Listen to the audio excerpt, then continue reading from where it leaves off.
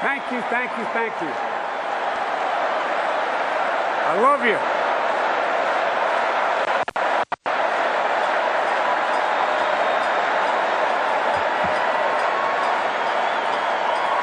Ladies and gentlemen, thank you, thank you, thank you. I love you. Ladies and gentlemen, 8 years ago, I stood on a stage in Denver, and I accepted your nomination to be Vice President of the United States.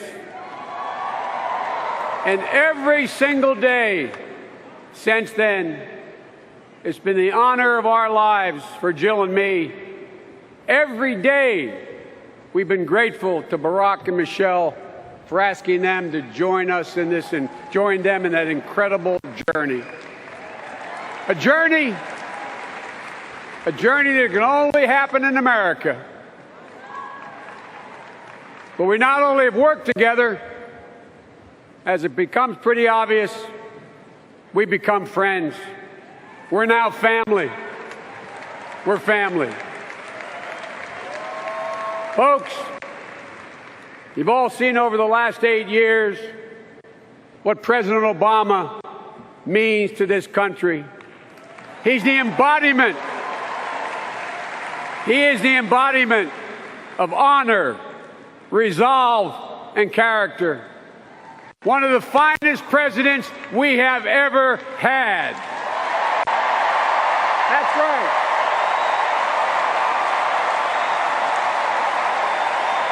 This is a man of character.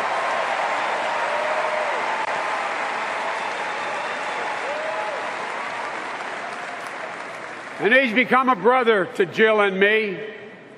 And Michelle, I don't know where you are, kid, but you're incredible. You are incredible.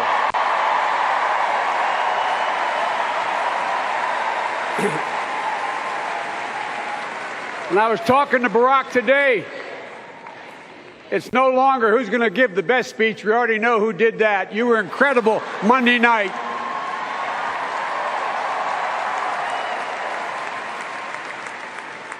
To the Delaware delegation, as they say in Southern Delaware, Barack and I married way up. Way up. Folks, as I stand here tonight, I see so many friends and colleagues like my buddy Chris Dodd and the Connecticut delegation, so many people here. I see the faces of those who have placed their belief in Barack and me. So many faces, but one. This is kind of a bittersweet moment for Jill and me and our family. In 2008, when he was about to deploy to Iraq, and again in 2012, our son Beau introduced me to the country and placed my name in nomination. You got a glimpse. I know I sound like a dad, but you got a glimpse what an incredibly fine young man Beau was. Thank you.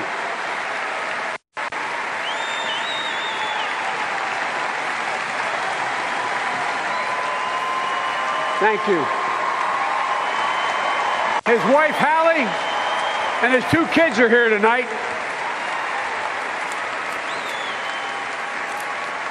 But as Ernest Hemingway once wrote, the world breaks everyone, and afterwards, many are strong at the broken places. I've been made strong at the broken places by my love, Jill, by my heart, my son, Hunter, and the love of my life, my Ashley, and by all of you.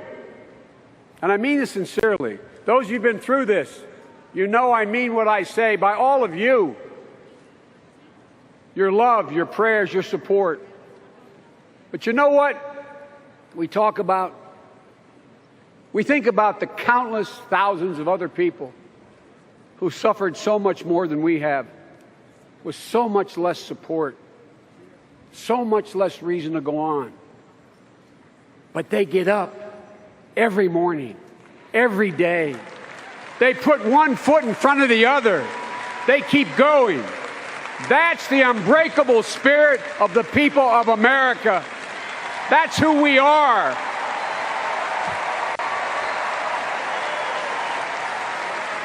That's who we are. Don't forget it. Like the people in the neighborhood that Jill and I grew up in. She in Willow Grove and my down in Wilmington and Claymont.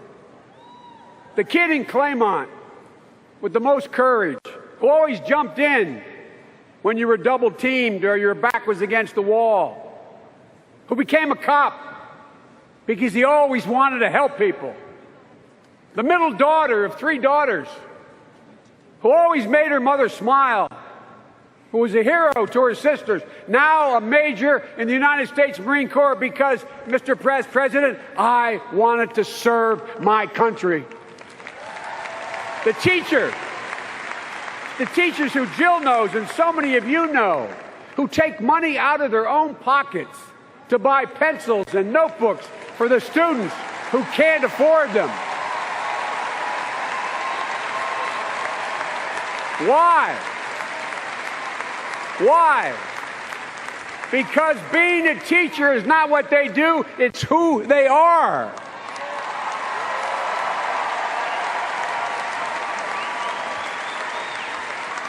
You know what I know, for real.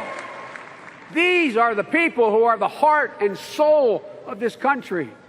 It's the America that I know, the America that Hillary knows and Tim Kaine knows. You know, I've known Hillary for well over 30 years. Before she was First Lady of the United States, when she became First Lady, we served together in the United States Senate, and during her years as Secretary of State, once a week, we had breakfast in my home, the Vice President's residence. Everybody knows she's smart. Everybody knows she's tough. But I know what she's passionate about. I know Hillary. Hillary understands. Hillary gets it. Hillary understands that that college loan is about a lot more than getting a qualified student education. It's about saving the mom and the dad from the indignity of having to look at their talented child and say, Sonny, honey, I'm so sorry. The bank wouldn't lend me the money. I can't help you to get to school. I know that about Hillary. Hillary understood that for years, millions of people went to bed staring at the ceiling, thinking, oh my God, what if I get breast cancer or he has a heart attack? I will lose everything. What will we do then? I know about Hillary Clinton. Ladies and gentlemen,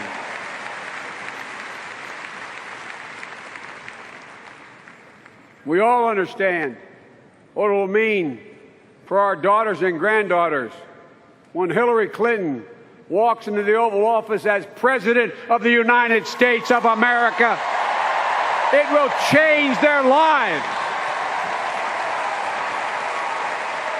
My daughters and granddaughters can do anything any son or grandson can do, and she will prove it, Mr. Mayor. So let me say as clearly as I can. If you live in the neighborhoods like the one Jill and I grew up in, if you worry about your job and getting a decent pay, if you worry about your children's education, if you're taking care of an elderly parent, then there's only one person in this election who will help you. There's only one person in this race who will be there, who's always been there for you, and that's Hillary Clinton's life story. It's not just who she is, it's her life story. She's always there. She's always been there. And so has Tim Kaine.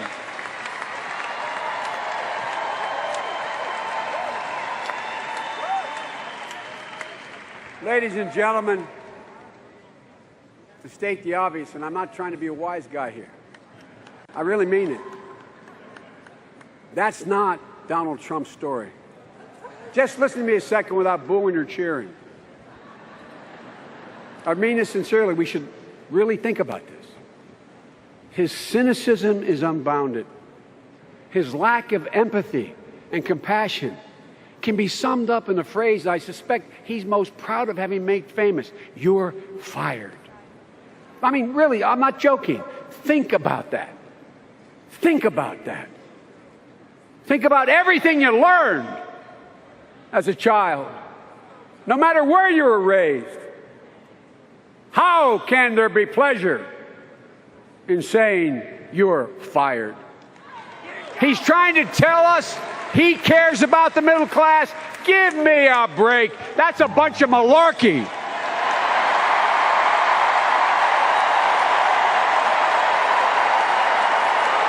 I tell you.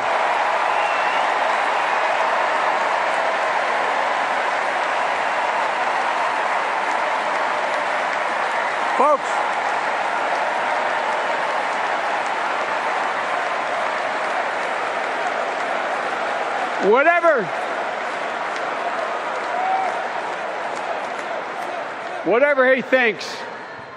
whatever he thinks, and I mean this in the bottom of my heart, I know I'm called Middle Class Joe. In Washington, that's not meant as a compliment. It means you're not sophisticated. But I know why we're strong.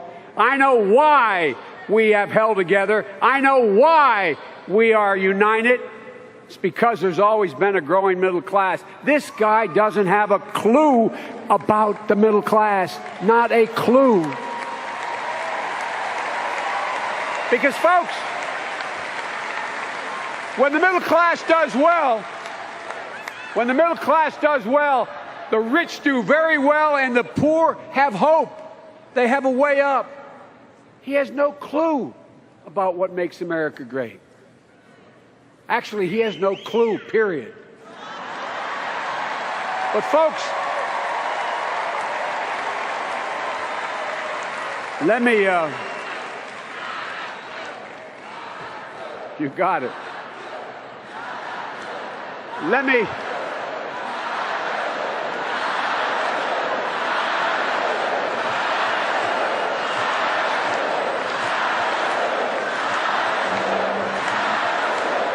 okay. But, folks, let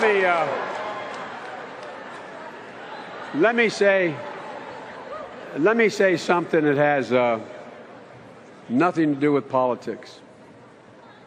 Let me talk about something that I am deadly serious about. This is a complicated and uncertain world we live in. The threats are too great. The times are too uncertain to elect Donald Trump as President of the United States. Now, let me finish. No major party nominee in the history of this nation has ever known less or has been less prepared to deal with our national security. We cannot elect a man who exploits our fears of ISIS and other terrorists, who has no plan whatsoever to make us safer. A man who embraces the tactics of our enemies, torture, religious intolerance.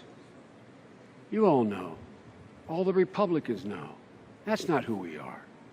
It betrays our values. It alienates those who we need in the fight against ISIS. Donald Trump, with all his rhetoric, would literally make us less safe. We cannot elect a man who belittles our closest allies while embracing dictators like Vladimir Putin. No, I mean it. A man who seeks to sow division in America for his own gain and disorder around the world. A man who confuses bluster with strength. We simply cannot let that happen as Americans. Period. Folks,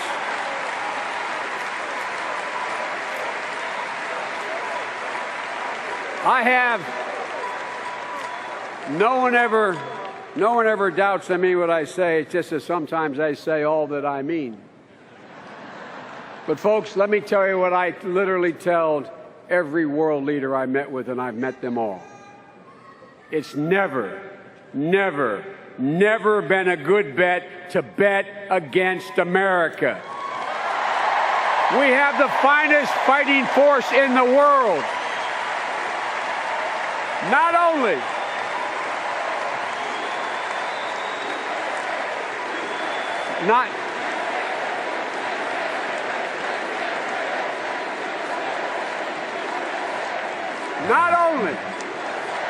Not only do we have the largest economy in the world, we have the strongest economy in the world. We have the most productive workers in the world. And given a fair shot, given a fair chance, Americans have never, ever, ever, ever let their country down. Never. Never. Ordinary people like us who do extraordinary things. We've had candidates before who attempted to get elected by appealing to our fears, but they've never succeeded because we do not scare easily. We never bow. We never bend. We never break when confronted with crisis. No, we endure, we overcome, and we always, always, always move forward. That's why I can say with absolute conviction, I am more optimistic about our chances today than when I was elected as a 29-year-old kid to the Senate. The 21st century is going to be the American century. Because we lead not only by the example of our power, but by the power of our example. That is the history of the journey of America. And God willing, Hillary Clinton will write the next chapter in that journey. We are America, second to none, and we own the finish line. Don't forget it. God bless you all, and may God protect our troops. Come on. We're America.